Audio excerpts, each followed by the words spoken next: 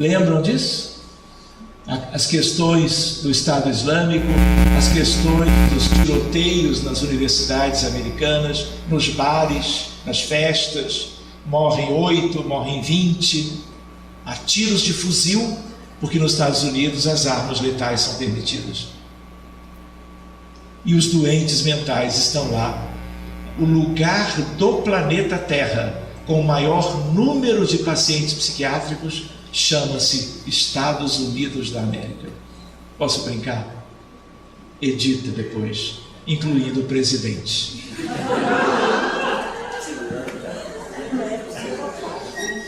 Não vai poder tirar? Ah, então tá. Você fez assim porque você não concorda, é isso? Eu queria tirar. Muito bem, vejam que bonito na Gênesis capítulo 18, a geração nova. A época atual é de transição. Confundem-se os elementos das duas gerações. Colocados no ponto intermédio, assistimos à partida de uma e à chegada da outra, já se assinalando cada uma no mundo pelos caracteres que lhes são peculiares. E a gente lembra, eu comentei com vocês, o livro é da FEB, edição nova, revista, As 7 Esferas da Terra. Livro febiano, fininho, pequenino, se pode ler num fim de semana. Repara, nós estamos aqui, crosta, tem os umbrais, acima do umbral superior, arte, cultura e ciência. Aquela outra que é o amor fraterno universal, e depois aqui embaixo, que seria lá em cima, o governo da vida. Para baixo, trevas e abismo. Ou seja, se eu busco um ponto do planeta, aqui em Ribeira, daqui para baixo, umbral inferior, trevas e abismo, até o magma da Terra, numa linha vertical comprida. Verdade? Para cima, umbral superior, arte, cultura e ciência, amor e governo. E as diretrizes do planeta e a de governo. Vocês lembram disso?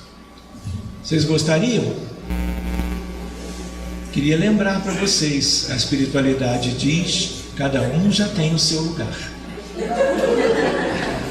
Quando a gente dorme, a gente vai para o melhor lugar que a gente tem, em função de quem somos. Então tem um ou outro que some, tem um ou outro que fica nas imediações ou na vizinhança imediata, desce.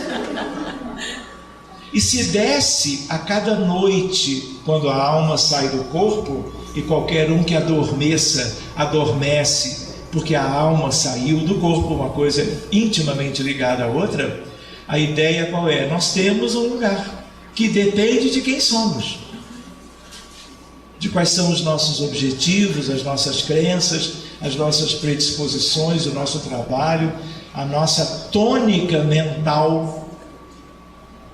E em termos da nossa realidade de mundo, a maioria tem descido. Há uns pontos de encontro nas regiões inferiores, entre encarnados e desencarnados, entre desencarnados e desencarnados, e assim sucessivamente.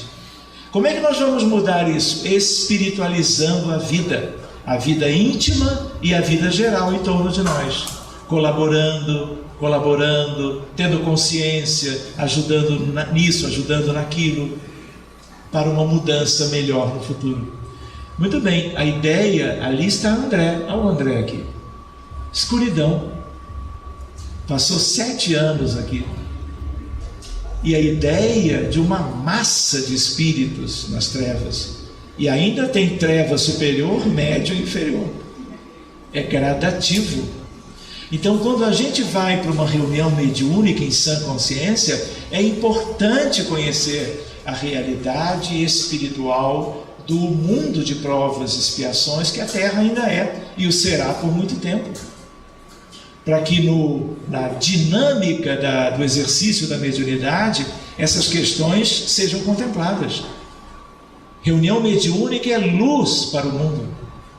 Para que mundo? O que precisa de luz, que são as trevas. Quer dizer que aqui no planeta Terra, com relação lá mais para baixo, já está numa boa, né? Num certo sentido.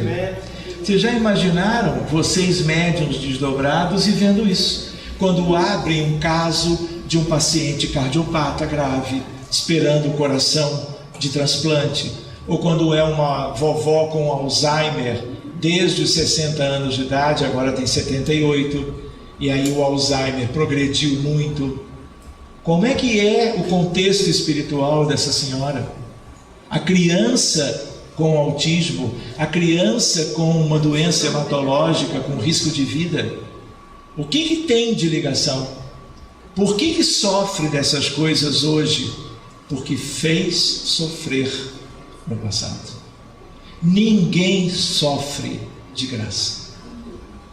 Nós estamos colhendo o que nós semeamos. E com um desafio maravilhoso, além de colhermos resignadamente o que nós já fizemos outrora, nós também temos que saber viver a vida atual, semeando o que é certo, para uma colheita futura que não sejam as patologias e as doenças que temos colhido ao longo dos séculos.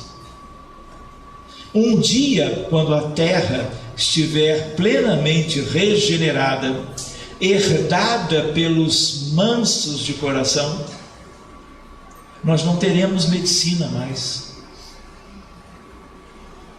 Teremos uma longa experiência na arte de curar, que é a medicina, mas os doentes não serão casos muito mais simples, muito mais leves, superficiais e de muito mais fácil abordagem terapêutica, entendem? E lá no limite acaba. É razoável. A doença só existe em provas e expiações, nos seus variados graus. Vai deixar de existir materialmente, né? Mas na verdade não é isso, porque a Europa será preservada, mesmo que sofra numa ideia de transição planetária, ainda coisas muito delicadas que ainda não viveu. E já viveu muita coisa. O que é muita coisa na Europa?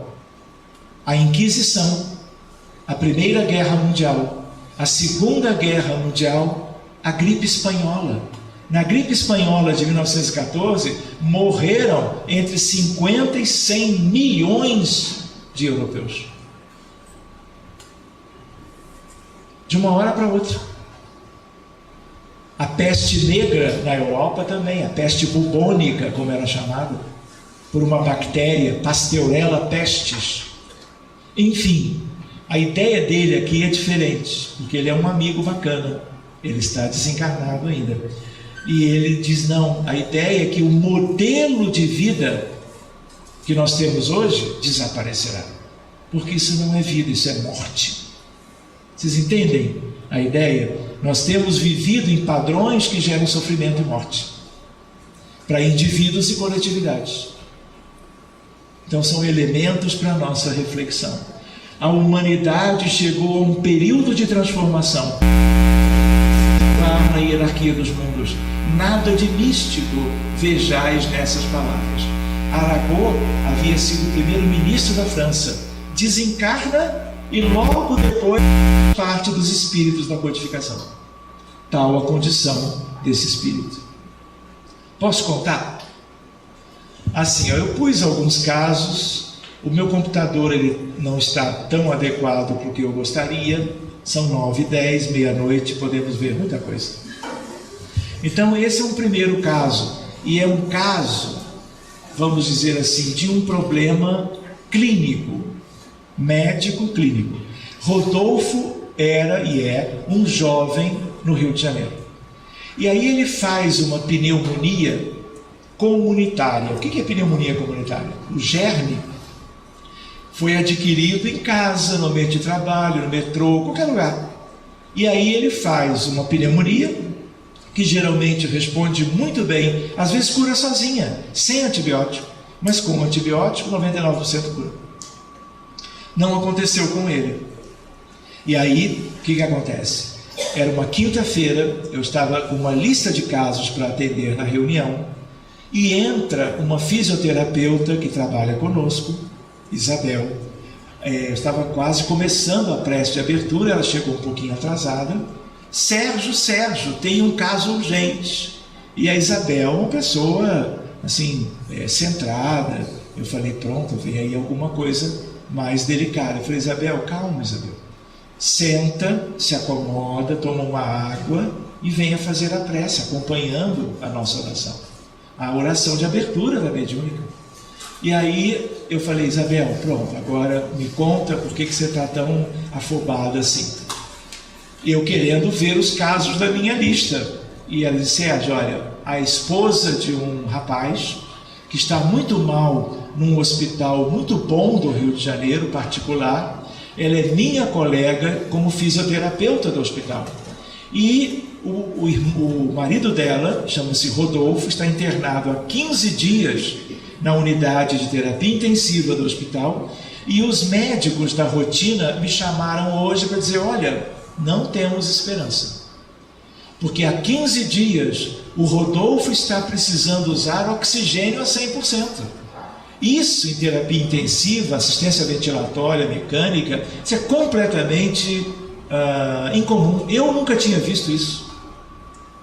Quando tentavam diminuir a FiO2, que a gente chama, a concentração de oxigênio no ar inspirado, o coração começava a bradicardizar. Aí eles aumentavam de novo para 100%. Porque se deixa, o coração para. E o coração parado é pessoa morta. 15 dias. E aí eu disse, Isabel, temos que ver esse caso logo no início. Porque a outra reunião seria segunda-feira da outra semana. E se os médicos chamam a família para dizer, olha, tememos pelo pior, prepare-se, foi o que ela ouviu, ela pega o telefone, liga para a Isabel aos prantos, e a Isabel diz, hoje é quinta, então eu vou levar o caso do Rodolfo para a reunião. Foi assim que ela, nervosa, chegou para o trabalho. E aí abrimos. No que nós abrimos, guerra. Rodolfo, em tempos medievais, era um tirano, como um comandante de um exército medieval. Entraram aldeia adentro, dizimando tudo, com uma covardia, uma perversidade típica da guerra. Por isso que guerra é algo assim que nós temos que combater a todo custo. É uma insanidade. É trazer as trevas e as coisas abissais para a superfície. E nós tivemos alguns exemplos horríveis de múltiplos efeitos danosos, como tivemos no nazismo, como tivemos no fascismo na Itália da mesma época, como tivemos no Khmer Vermelho no Camboja. Lembram disso? Pol Pot era o dirigente. Milhões de esqueletos foram pessoas mortas, esqueletos humanos, a questão de décadas atrás. Enfim, o que acontece? Vítimas por todo lado, ligadas fluidicamente a Rodolfo. E aí como é que nós vamos fazer? Vamos cuidar das vítimas. As vítimas são vistas por médiuns com uma condição de vidência normal, mediana, que um médium comum pode ver muito bem. O que não pode é ver e deixar. E aí, imaginem que são 120 vítimas, que nem é um número muito grande. Como é que nós vamos fazer com a reunião mediúnica para cuidar numa mesma reunião de 120 desencarnados? Vamos colocá-los em fila atrás de 3, 4 médiuns para manifestações de psicofonia e incorporação sucessivas? Podemos fazer, mas aí a reunião vai até meia-noite mesmo, né? E nós ainda atenderemos apenas uma parte. E aí entra a física.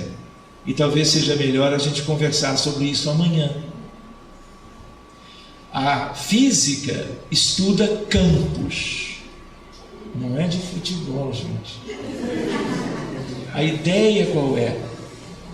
Campos são regiões do espaço na Terra nos planos estratosféricos, no universo de um modo geral, onde há alguma coisa que você olha e não vê. Exemplo, se eu pegar esse passador de slides com laser e abrir os dedos, ele vai cair. Por quê? Porque ele está numa região do espaço em que age o campo gravitacional, que atrai tudo para baixo, inclusive a mim. Não é verdade? Então ele cai. Então essa região tem um campo gravitacional. Campo gravitacional e reunião mediúnica importa menos. Mas existem outros campos na natureza do universo. O gravitacional, o campo nuclear das radiações nucleares, tem o forte e o fraco. E tem o campo eletromagnético que está no universo inteiro, que tem a ver com a luz, raios gama, micro-ondas, espectro visível, raios cósmicos, tudo é radiação eletromagnética. A luz das estrelas. Enfim, numa reunião como essa, os médiuns descrevem o que estão vendo. E você pode, eu posso, outros também podem, criar um campo delimitando uma região do espaço. Por exemplo, com uma figura geométrica, que pode ser uma pirâmide, do tamanho do problema e do número de vítimas que precisam ser ajudadas, para que esse campo que você delimita mentalmente, você preenche de amor e de substância magnética, gerador de benefícios imediatos para quem esteja dentro do campo, como é imediata a queda do aparelhinho aqui. E aí os mesmos médiuns que viram o cenário de destruição começam a ver a mudança. E depois de uma mudança muito grande, higienização, forças físicas, eles passam a se ver em boas condições, já não querem mais a vingança, já não querem acerto de contas, querem ir embora ou continuarem ali usufruindo de algo muito bom. E aí eles são levados para regiões, esferas mais altas, para hospitais, para lugares de acolhimento, para lares de colônias abertas para nos darem cobertura para esse trabalho. E aí nós desligamos, é como se fosse uma tesoura. Você desliga, lembra os fios fluídicos escuros? Porque o vínculo era de ódio pela guerra, pelo conflito. Tudo isso é desfeito. Isso beneficia quem? Aquelas antigas vítimas que, apesar de terem sido vítimas, eram combatentes também do outro lado, ou do mesmo lado que ele dirigia, e morreram também em plena guerra, em pleno conflito. São todos beneficiados, e agora não tem mais lado. Agora todo mundo se dá as mãos, todo mundo sorri uns para os outros, e todos são levados para esferas de recuperação. Quem se beneficia também? O paciente. Fica livre. Direto na causa. Direto na causa. Essa é a questão. Pois bem, Pedro, aí o que acontece? Nós cuidamos de todas as vítimas, todas. Nós não paramos o atendimento enquanto houver um remanescente. Por quê? Porque eu não sei quando eu vou poder voltar. A fila de casos para atender é uma fila grande. Pode ser que eu nunca consiga voltar, então eu vou resolver agora, ou vou encaminhar logo. Pois bem, e eu tinha aquela lista, e aí eu falei, gente, eu acho que está de bom tamanho, pode ser que ele melhore. Quando eu digo isto, uma médium pediatra da minha altura, Soraya, Sérgio, o espírito tal está te dizendo um recado. Tipo, se você quer ajudar Rodolfo, continue. Aí eu entendi, veio mais uma questão. É como bulbo de cebola. Nós lidamos ali com uma camada e as outras. Quem fez o que fez numa altura, já fez outras coisas também. E aí eu entendi o recado, e aí eu falei, tudo bem. E aí estimulamos, dizendo, vamos para um outro contexto do mesmo caso. E aí nós vimos algo curioso, vocês conhecem, eu vou dizer, às vezes em outras reuniões eu não digo. Ele era um ótimo funcionário de uma empresa e havia alguém que queria o lugar dele. Aí já não era de vida anterior, era da vida atual.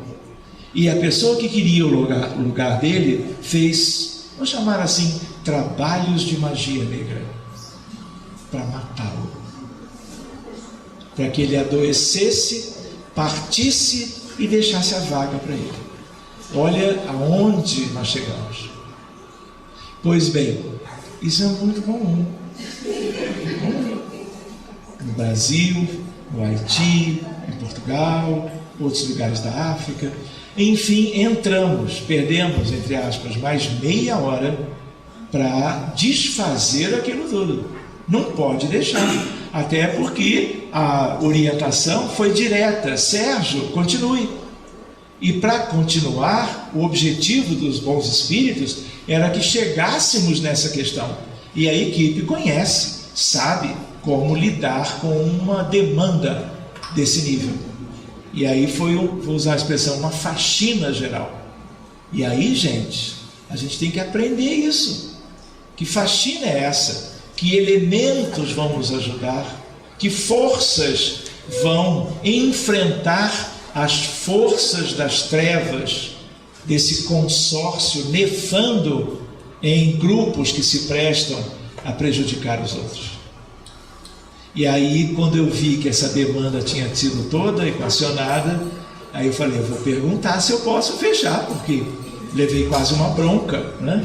E aí, sem que eu perguntasse pela palavra, a médium disse assim, com a mãozinha, tipo, olha, agora sim, pode fechar. E aí o que acontece? Eu falei, Isabel, quando você for, conversa com ela, pede para ela tirar umas fotos. Porque eu estou, Isabel, com a sensação de que foi feito o que tínhamos que fazer para que ele tivesse chance de não morrer, porque até então a previsão era essa, pelos colegas já. Ah, eu não vou mais hoje lá, mas Isabel, pode ser sexta. Pede para ela, se ela consentir. E aí, sabe como é que é? Eu queria 1, 2 ou 3, ela mandou 300 fotos. Sabe aquela ideia? Quanto mais foto eu mandar, mais chance do meu marido ficar bem? Eu entendi assim. Então eu separei essa é de sexta-feira. Rodolfo em coma induzido, entubado, ligado.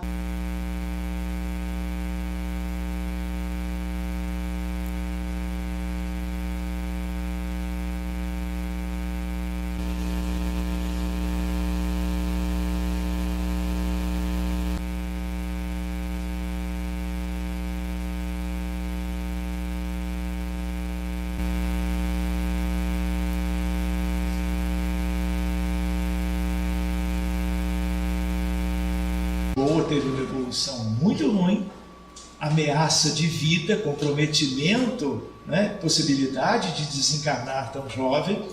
E quando você vê aquilo que gerou a predisposição, porque a gente lembra uma coisa, que é a relação num paradigma novo, que já não é mecanicista materialista, é um paradigma espiritualista, mente e corpo, espírito e matéria.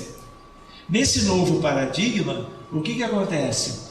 A ideia de que o sistema imunológico é o sistema de defesa, que defende de vírus e bactérias e que defende de células malignas. Entendem? Se uma divisão celular anômala não é combatida pelos linfócitos, vira câncer.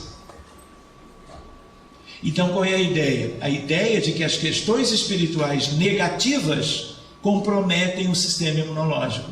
Negativas que vêm de dentro de nós, pelo nosso pensamento equivocado, por ambições que nada tenham a ver com a espiritualização da vida.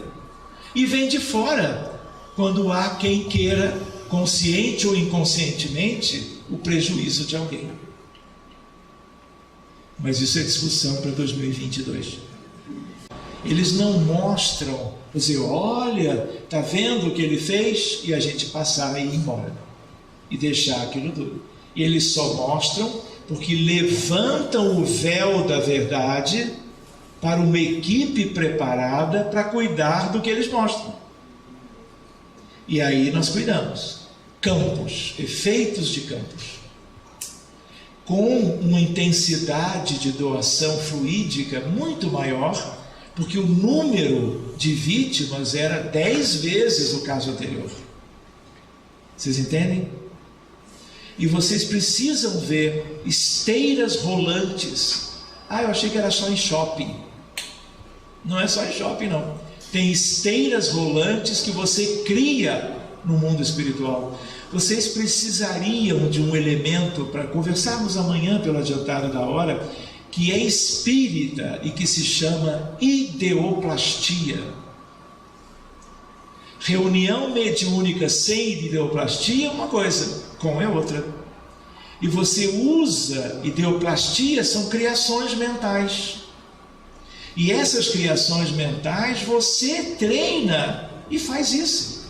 Uma época André Luiz foi convidado a criar no mundo espiritual um jardim florido para criar um ambiente propício ao trabalho dos benfeitores.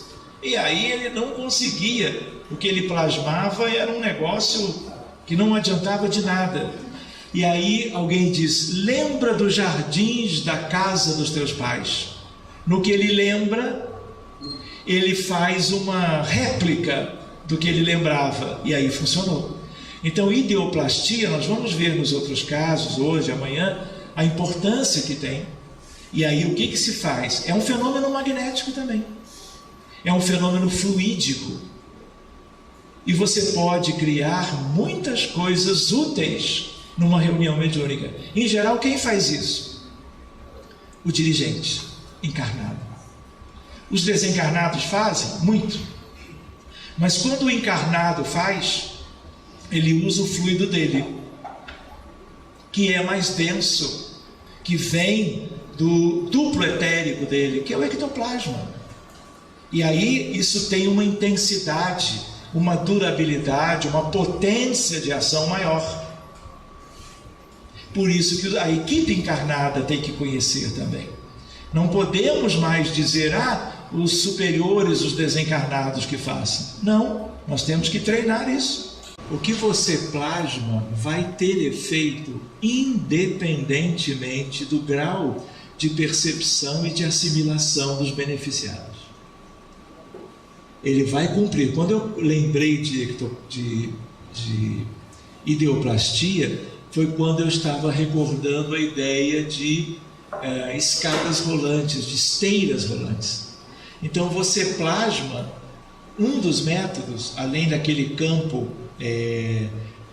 piramidal, é você plasmar e dar movimento às esteiras, e aí a espiritualidade e nós vamos colocando, dispondo os desencarnados numa situação agora já bem mais confortável, para eles poderem subir por um mecanismo, portanto, mecânico de ascensão, para eles poderem chegar em grande número, que é o que importa, que é algo que nós estamos vendo e lidando, nos lugares de acolhimento. Entende? Para que não seja a espiritualidade a dar os braços, um de cada lado, para subir um por um individualmente. Nós temos equipe para isso? Claro que temos. O mundo maior tem equipe para tudo, de certo modo. E aí o que acontece? Eles são levados para longe. E a mesma ideia, eles são desligados fluidicamente do antigo algoz. E aí o que acontece? Existe uma coisa que a gente chama de economia espiritual do encarnado ou do desencarnado. Então todas aquelas vítimas que ele fez, que ele gerou e fez sofrer, aquilo tudo pesa sobre tudo da biologia, do perispírito e da alma do doente encarnado.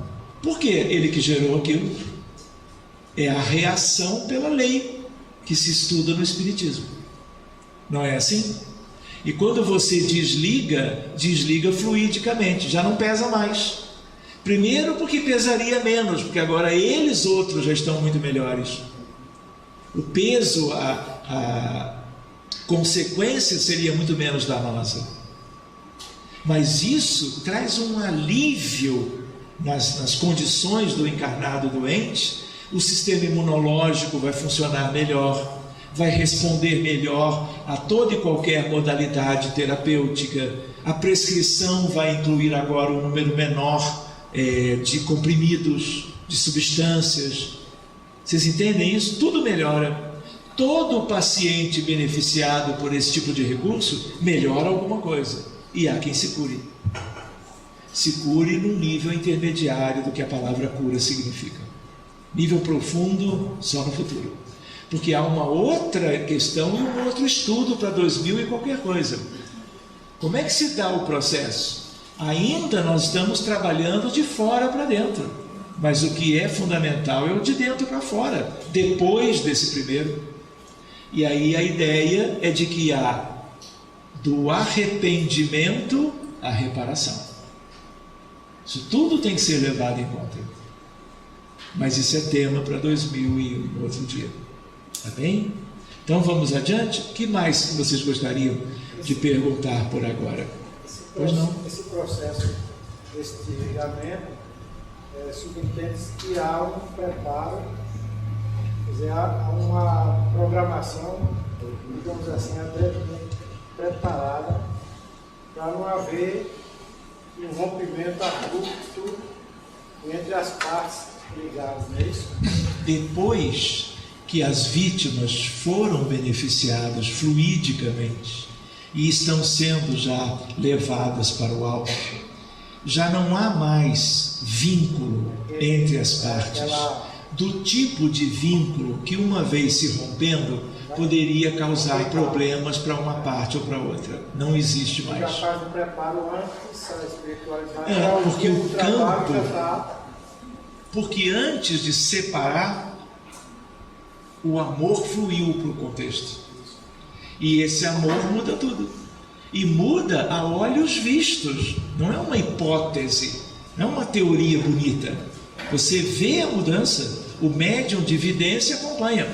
E o que é interessante, se você tem uma equipe numa sala, num prédio, outra equipe noutra sala, no outro prédio, e você abre o mesmo caso nas duas, os dois grupos, se são devidamente preparados, vão descrever a mesma coisa.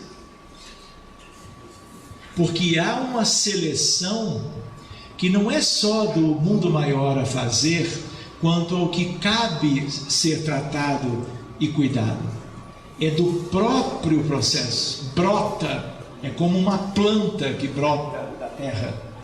Tipo assim, as leis universais, divinas, estão como que esperando que esse encontro de interesses favoráveis aconteça a benefício de algo que é como um tumor espiritual no mundo do outro lado. Entende? Perturba o mundo. E o que perturba o mundo conta com as leis universais para que isso um dia deixe de existir. É como um cancro, é como uma excrescência. Entende? Isso só existe na nossa realidade. Vocês conhecem Pietro Baldi? Um dia nós temos que estudar isso. A Grande Síntese e outras muitas obras. Conversarmos sobre o que é sistema e antissistema. O que é a teoria dos anjos decaídos? Tem muita coisa linda para a gente ver, quem sabe juntos, né? Muito bem, sigamos mais um pouquinho. A ideia é qual? Estarmos vendo Rodolfo tendo alta, né? E para tudo isso, qual é o melhor tratamento? O magnetismo, o passe terapêutico, a fluidoterapia. Então, o melhor coadjuvante da desobsessão é sempre o passe. No nível de maior aprofundamento e repetição que você puder oferecer para as crianças e para os pacientes. Entendem a ideia? E ele foi melhorando progressivamente. Teve uma vez que ele, desdobrado, saiu da Fluido com a família, foi para casa, e desdobrado ele ficou no Reencontro, que é o nome do grupo espírita, e ele vem por uma médium, e ele vem agradecer. Agradecer. Ele diz: o meu corpo ainda inspira muitos cuidados, mas eu sei que eu continuo contando com todos vocês. Super agradecido. E ele conversou comigo como ele nunca conversou com os próprios pais. Vocês entendem? Porque o cérebrozinho dele é afetado, a fala da criança autista é comprometida, a interação com as outras pessoas é prejudicada. Então ele nunca conversou com os pais, não teve chance, o corpo não deixou. Como conversou comigo, mediunicamente. Um vivo desdobra, incorpora no médium e conversa como se fosse um desencarnado. Simples assim. Em busca de atendimento médico melhor do que onde eles viviam no Brasil, que é muitas vezes uma calamidade. Não é verdade? Muito bem, e aí esse é o primeiro vídeo.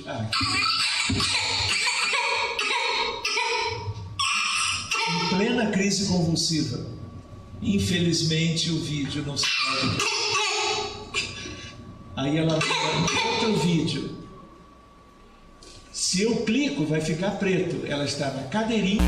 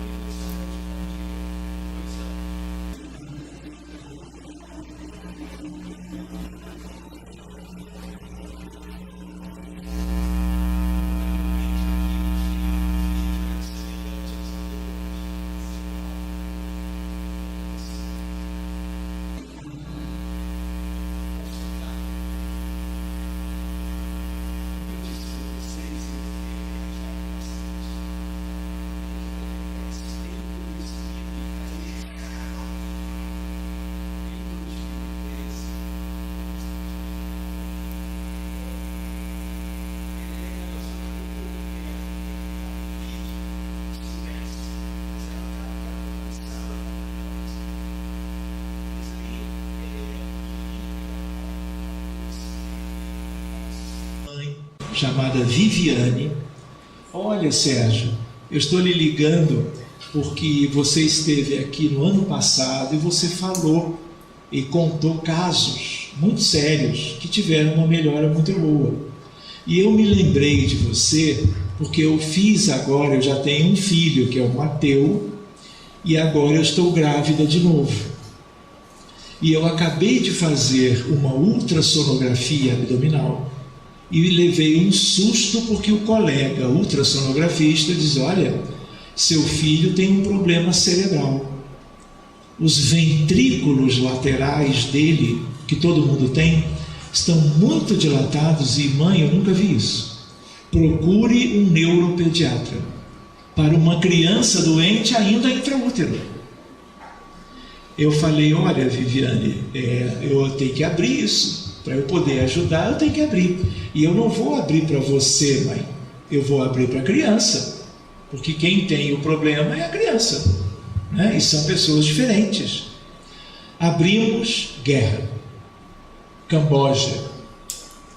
Cuidamos de quem nós tínhamos que cuidar, nos mesmos moldes. E aí, eu acho que eu mal tive a oportunidade de dar retorno para a mãe. E ela confiava muito na gente, e ela não fez mais contato. Quando ela fez contato, foram tipo 3 mesinhos depois. E aí ela disse: olha, Sérgio, eu não fiz contato porque a princípio as coisas estavam evoluindo bem.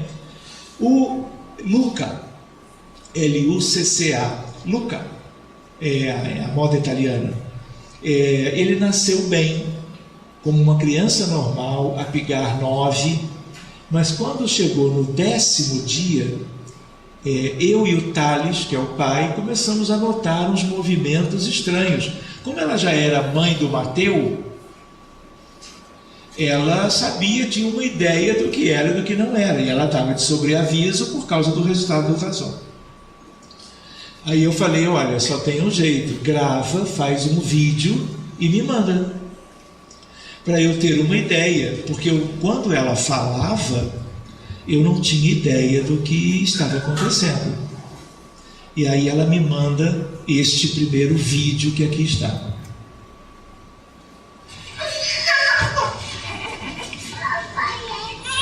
Reparem o movimento dos braços e da cabeça.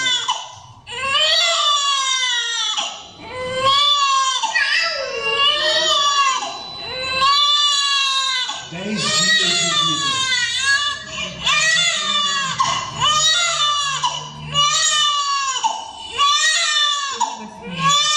O pai filmando e a mãe acariciando.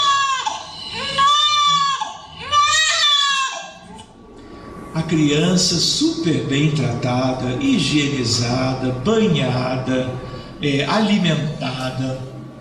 Esses movimentos, quando eu vi, eu falei: eu nunca vi isso em medicina. Mas comparei com os movimentos rítmicos, oscilatórios e anormais da síndrome de Parkinson. Só que Parkinson nunca dá nessa idade. É depois dos 40, e quanto mais idoso, mais em homem que mulher. Mais frequente. Eu falei: gente, tem alguma coisa aqui do sistema extrapiramidal que a gente diz. Então existem doenças do sistema extrapiramidal. A mais conhecida, frequente, é o Parkinson, em que os movimentos rítmicos, em geral, é como se estivesse contando dinheiro, que pode acometer e ter uma amplitude maior de movimento. Há quem tenha movimento de um tremor perioral. Quem tinha isso era o Papa João Paulo II. Ele tinha Parkinson, foi ficando durinho, e ele, quando falava, tinha os movimentos trêmulos dos lábios. E aí eu pensei: olha, eu sabia, existe a tetose, coreia, balismo, distonia de torção, tem várias doenças, e os circuitos extrapiramidais, sabe onde é que eles existem? No entorno dos ventrículos laterais. Eu falei: isso aí é consequência. E aí ela começa a levar aos colegas especialistas de Sydney, Austrália, do outro lado do mundo. E aí eles nunca viram aquilo. Os próprios especialistas nunca tinham visto. Então, o que vocês estão vendo agora, nunca vão ver mais. E aí eles continuaram mandando os vídeos. Esse é o segundo.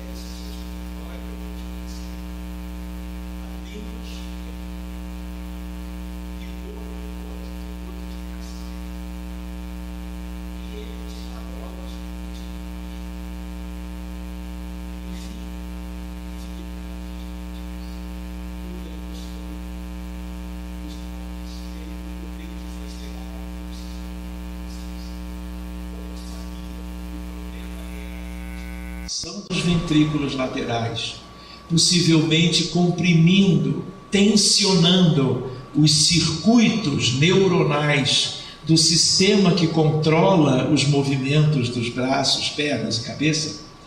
Eu falei, alguma coisa tem aqui. E o que eu fiz? Eu pedi para a espiritualidade, evoquei o anjo de guarda dele, já estava encarnado, mesmo que não estivesse. Intraútero já tem anjo de guarda também. E aí nós trouxemos do outro lado do mundo a alma da criança e ela incorpora na médium ao meu lado. E aí conversamos, diálogo fraterno. Ele já estava nitidamente arrependido pelo que ele tinha feito de véspera, eu diria, nas encarnações precedentes. Conversamos, foi um diálogo muito amoroso. E aí me ocorreu uma coisa interessante. Eu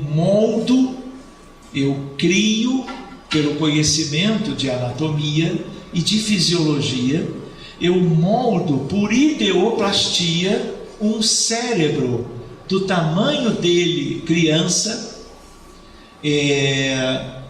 ectoplasmaticamente, ideoplasticamente.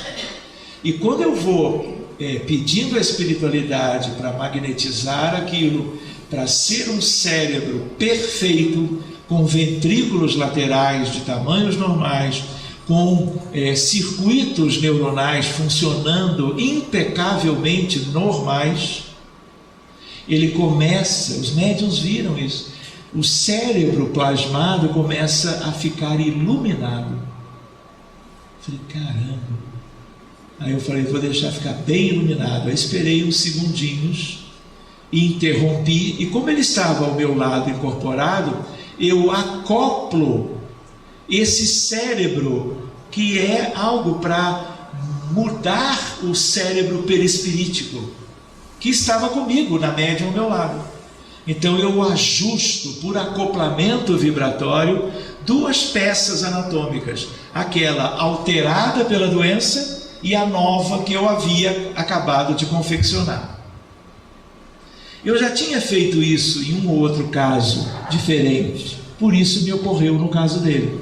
No que eu expliquei para ele, assim que eu fizer isso, você vai sentir um conforto muito grande, mas vai adormecer.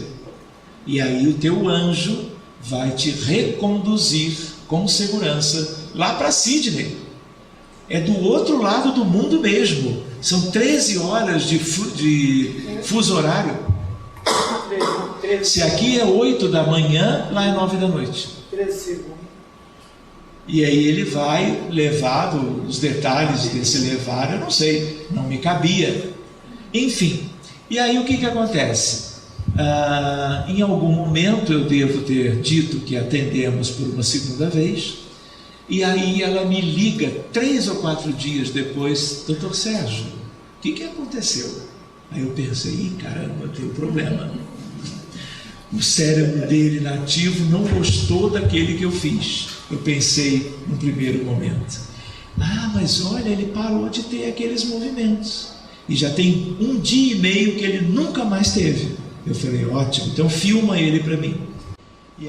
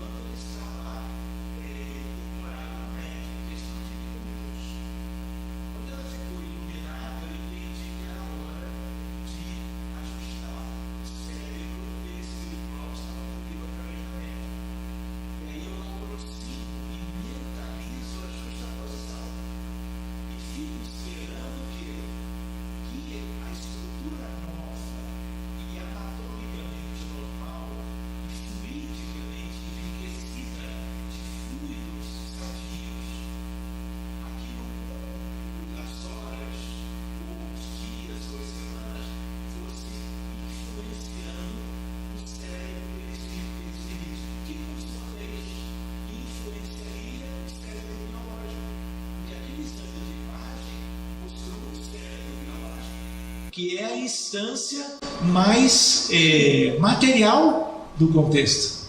Não, eu queria entender exatamente isso. O cérebro você faz plasticamente, você cria, plasticamente, depois mentaliza o processo de acompanhamento. E o que é curioso é que esse é um exemplo. Eu posso, com noções de anatomia e fisiologia do coração, plasmar um coração íntegro, novinho, é um transplante ideoplástico, e você ajustar a um coração com doença de Chagas, com doença coronária, um coração dilatado, né, estropiado por uma patologia cardiovascular qualquer. Ou seja, esse exemplo é um exemplo do que você pode fazer numa reunião mediúnica, pensando medicamente, eu diria.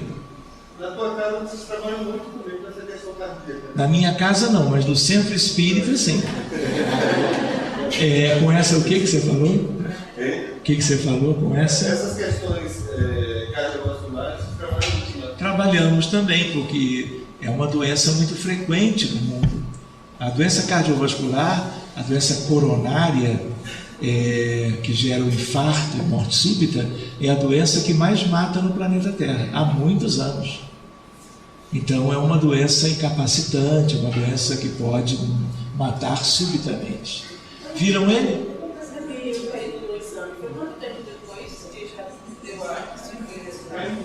Semanas depois.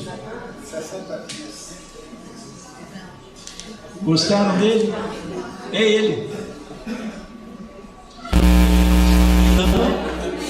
Australiano tem prancha ainda no berço, mama e vai para a prancha.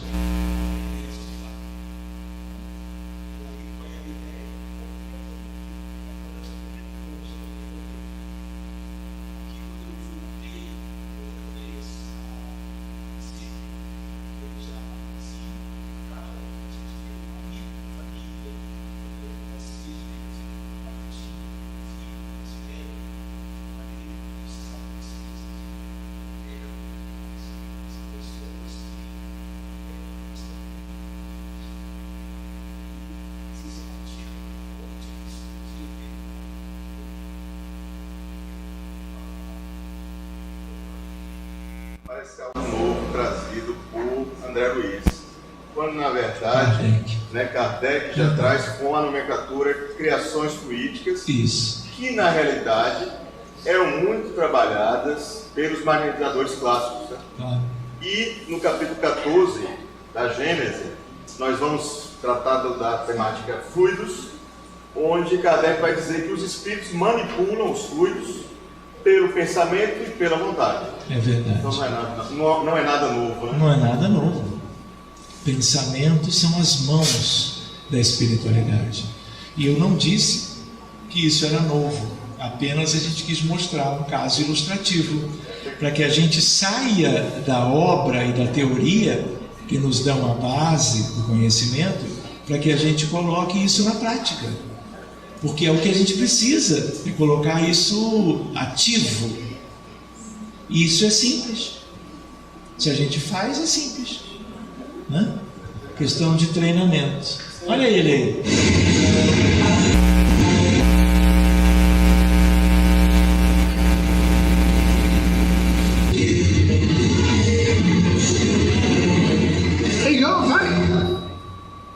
Posso contar? Uma curiosidade só. Pois não, Pedro.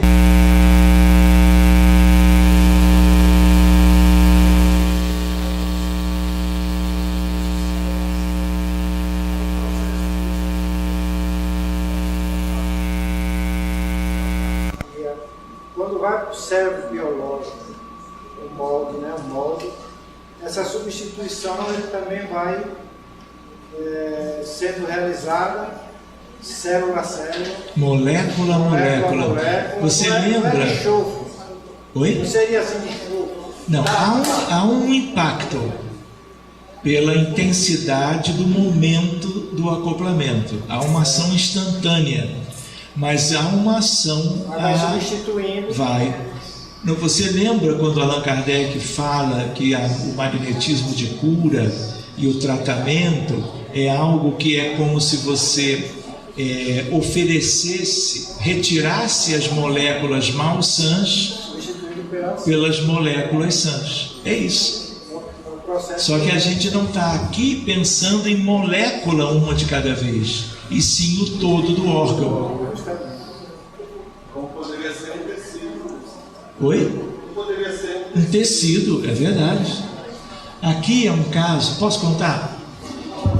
Um colega meu de turma, pediatra, o Hildebrando, fez o parto do Miguel, no Rio de Janeiro. E o Miguel foi para casa. E essa é a única foto do Miguel bem. Depois de alguns dias, o Miguel começa a convulsionar. Faz uma primeira convulsão, correm com ele para o hospital, a emergência, internam ele na terapia intensiva pediátrica de um dos melhores hospitais do Rio de Janeiro, o mesmo onde estava Rodolfo. E aí, o que acontece? Uma convulsão atrás da outra, uma atrás da outra, uma atrás da outra. E os colegas foram dando os anticonvulsivantes, todos conhecidos. E quem disse que ele respondia? Aí ele teve que ser entubado, colocado em coma, induzido para não reagir ao respirador e para não convulsionar, porque os anticonvulsivantes não agiam. E aí, com mais ou menos uns 30 dias de terapia intensiva, o Hildebrando continuou olhando pela criança, e aí o Hildebrando, que teve a filha dele auxiliada pelo nosso grupo, quando ela caiu da montanha, quase morreu, fez traumatismo de crânio, laceração de fígado, ficou entre a vida e a morte, nós abrimos, cuidamos, ele soube, ele pediu e ela salvou. Ele lembrou e disse: mãe, procura esse colega aqui da minha turma, o Sérgio. E aí ela ligou. E aí a coisa boa é que esse hospital é em Copacabana, e o nosso grupo espírita também. E aí eu falei: olha, então eu vou conhecer o caso pessoalmente, saio de casa meia hora antes e vou primeiro no CTI para ver a criança, e depois eu vou para a reunião. E aí o que acontece? Quando eu chego lá pela primeira vez, ele vai convulsionar. Repara o barulhinho da terapia intensiva. Essa foi a imagem que eu vi. Ele completamente inerte, com os eletrodos do encefalograma monitorando as ondas cerebrais 24 horas, entubado e colocado no respirador. Completamente inerte. E aí eu fiz o seguinte, eu falei: gente, vou fazer algo diferente. Eu vou aproveitar que eu vou no Copacabana 2 vezes por semana, sempre virei meia hora antes. E aí eu converso com os pais e convido os pais e quem estiver junto para a prece. E enquanto eu faço a prece pedindo ajuda espiritual para o caso, para o garotinho, eu dou passe nele, magnetizando aquele corpinho pequenininho, mas com ênfase a nível cerebral, aonde tem as convulsões, a hiperexcitabilidade neuronal. E aí eu fiz isso 2, 4, 6 vezes. Mas logo depois da primeira visita, eu abri o caso no reencontro. E aí o que era? Ele era um diretor de uma empresa multinacional de remédios, que existe até hoje. Ele era um top. E aí o que ele autorizou? Ele queria que o laboratório dele tivesse vantagens contra os concorrentes.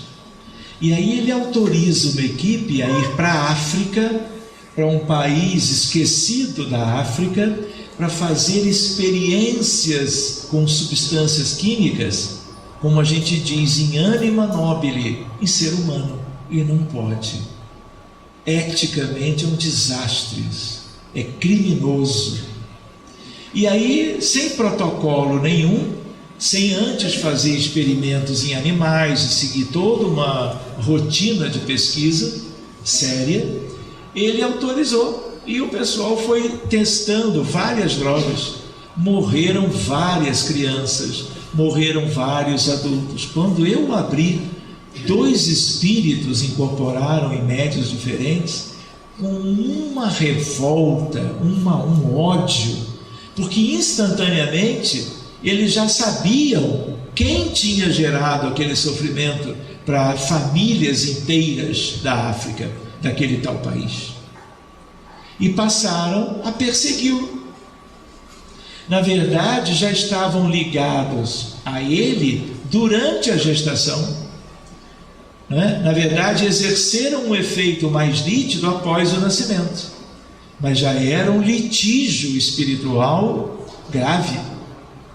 E aí fomos tratando, vários espíritos vieram mesmo na incorporação e foram acolhidos, orientados, convidados à prece, e a tudo de bom receberam tratamento fluídico pelos médiuns de sustentação da equipe e foram gradativamente sendo levados para o alto. Aí de vez em quando eu ainda ia no hospital, vinha mais uma leva de espíritos, a gente cuidava da outra leva, e aí propusemos que ele viesse nas reuniões de fluidoterapia infantil. Ele é o paciente de menos idade de todo aquele grupo, e uma vez por semana, hoje em dia é a babá que leva, ele deita na caminha da fluido e recebe o passe. Hoje ele já está maiorzinho, ele tem 1 ano e meio, até usa uns óculos de armação azuis, uma graça a criança. Pois bem, e aí o que acontece? Ele melhora nitidamente das convulsões. Foi o que permitiu, inclusive, que tivesse a babá autonomia para tirá-lo de casa e levá-lo para um lugar diferente do lar, porque ele já estava melhor e convulsionando cada vez menos. Então esse foi um caso também delicado, grave. Aqui ele já melhor, sem os eletrodos, sem o coma, apenas com sondinha nasointeral, aquela coisinha branca que está ali. Ele aqui com uma chupeta diferente, sem convulsões, quase indo para casa. Os exames da genética não mostraram nada, tudo foi pesquisado, e aqui a foto dele já em casa, sem convulsões. Uma síndrome grave do ponto de vista neurológico. Eu estou preocupado com a hora. Talvez fosse o caso, não sei, de nós recomeçarmos amanhã de manhã desse ponto. O que vocês acham?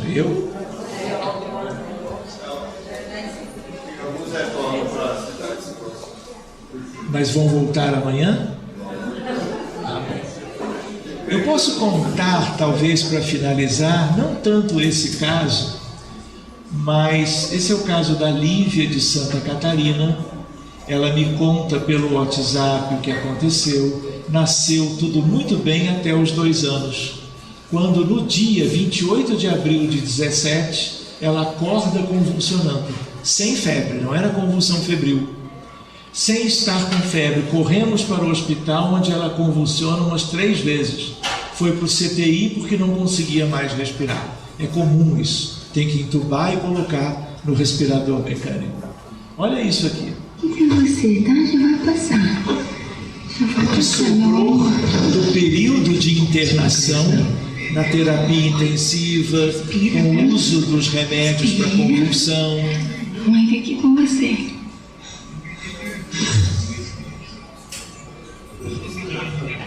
Convulsionando.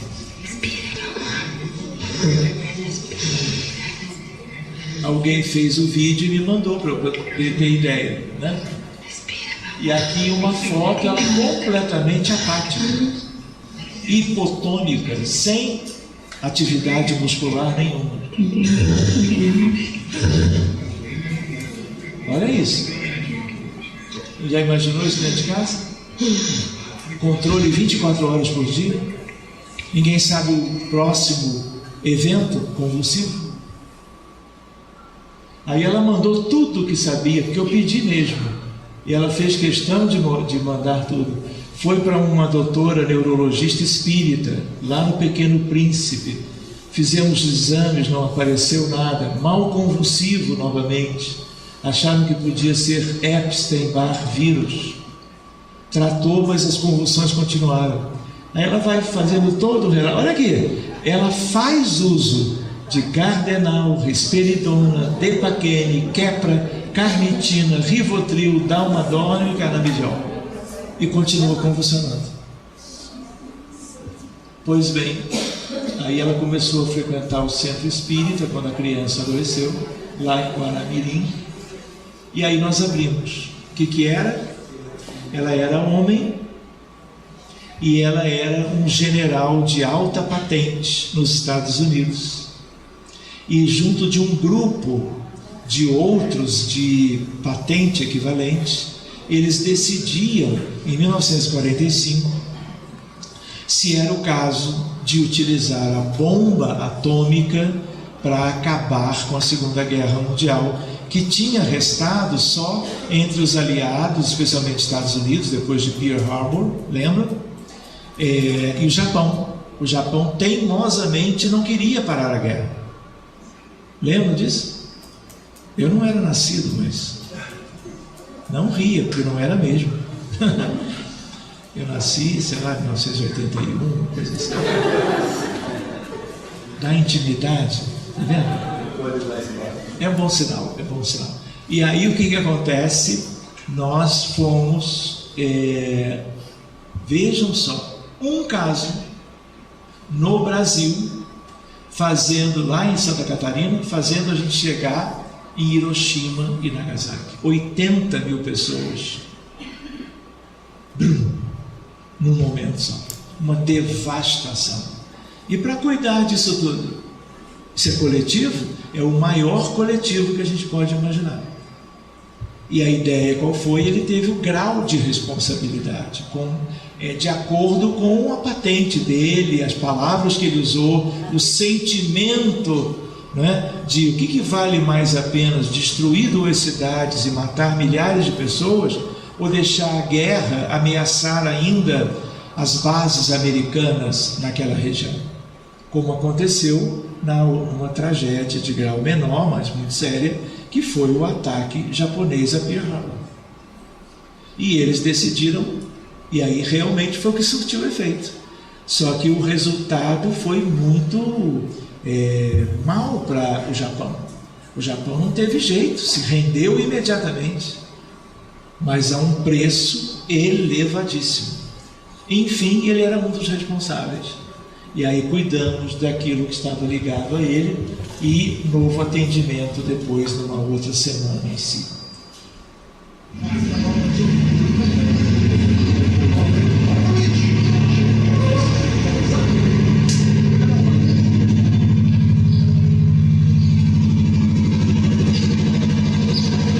Mara, aonde você vai? Aonde você vai? Aonde você está indo? E ela começou a andar, começou a ter autonomia, porque ficou sem o peso, tanto físico como moral, de tudo aquilo que tinha a ver com a decisão anterior. Doutor Sérgio, o senhor utiliza muito a formação dos campos, né? Porque é coletiva a obsessão. Nesse caso, é via campos. Nós vamos conversar isso amanhã. Talvez até possamos fazer a prática disso dependendo das equipes mediúnicas e quem que nós vamos atender. A ideia é essa. Falar sobre é muito importante, é um estudo introdutório, mas nós pensávamos, de fazermos reuniões mediúnicas na prática para podermos abrir casos que vocês tragam, sob o controle dos dirigentes que estão aí entre vocês. Tá bom? Mostrar como que se faz, como funciona. Tá bem? A apometria tem tudo a ver com isso. Eu, sem dizer o nome apometria, eu falei de apometria o tempo todo. E eu evito de falar, porque hoje em dia há apometrias que não me agradam. E eu conheci a apometria na origem. com o Dr. José Lacerda de Azevedo. Eu morava em Porto Alegre. E posso contar essa história? O que acontece? Vocês vão ouvir falar, se já não ouviram, mas existem apometrias que eu não recomendo, porque quando o Dr. Lacerda desencarnou, ele era a fonte, e alguns estávamos pertinho dele, trabalhando com ele.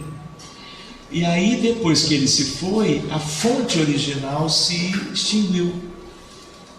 E aí, muita gente que hoje trabalha com apometria, estudou apometria lendo os livros, vendo vídeos na internet, que já foram criados depois de muito tempo da desencarnação dele. Então, não é a apometria que eu conheço. E a história que eu queria contar, só para justificar para vocês, eu nasci em Porto Alegre, vim bebê, já fui bebê também. Eu fui para o Rio de Janeiro de colo, cresci no Rio de Janeiro, fiz medicina na UFRJ, fiz residência na UFRJ, e aí não tinha perspectiva de emprego para mim nem para ninguém na área médica. Nos próximos anos, não tinha concurso à vista, não tinha nada. E um primo diz: olha, vocês têm um primo que é diretor-presidente de um hospital em Porto Alegre, justo na cidade que eu tinha nascido. Você quer que eu fale com ele? Eu falei: quero. Ele foi até lá, falou com o diretor, e ele diz: o Sérgio quer vir para cá, pede para ele vir aqui conversar comigo. Peguei um avião e fui. Me recebeu muito bem. E aí ele diz: olha, tenho 2 vagas, chamou um funcionário, tem 2 vagas na emergência, as piores vagas, domingo dia e segunda dia, que ninguém quer, porque eles já tinham se remanejado e sobrou aquilo. Mas era um começo, né? Me mudei para Porto Alegre, casei com uma colega minha de turma e vim para Porto Alegre. E aí o que acontece?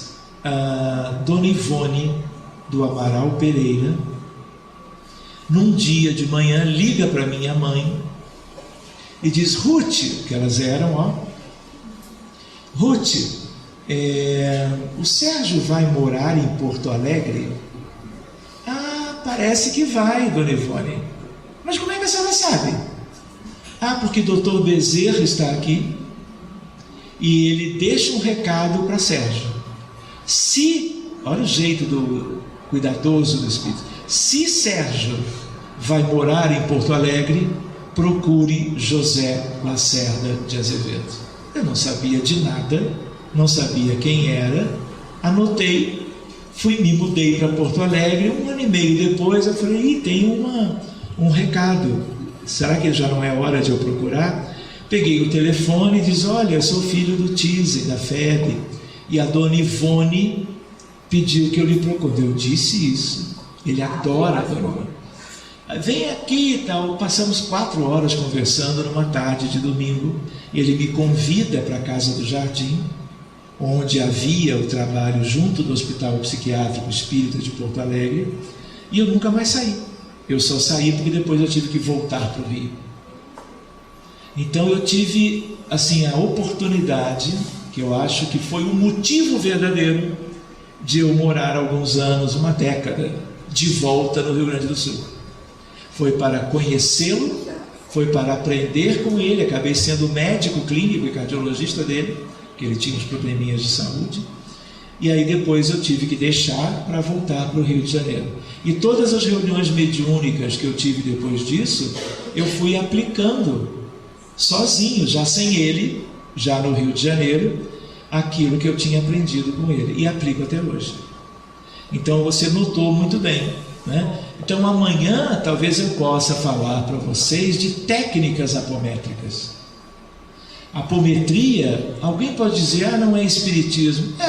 Não é. Espiritismo é espiritismo, e a base desse trabalho é espírita. Mas a apometria te dá ferramentas adicionais que, colocadas em prática, você dinamiza melhor a reunião mediúnica. Ela se torna mais proveitosa. E a ideia de tratamento coletivo é possível pela apometria. Hoje em dia tem colegas da apometria que não aprenderam com o Dr. Lacerda e que não fazem tratamento coletivo. Entende? Por isso que eu digo, há apometrias diferentes. Mas a nossa reunião, ela é espírita, mediúnica, a base é tudo que vocês conhecem ou devem conhecer, acrescida de algumas ferramentas a mais. E por causa das ferramentas, nós podemos ir mais adiante, aprofundarmos mais e cuidarmos de contextos que no atendimento mediúnico convencional ninguém entra.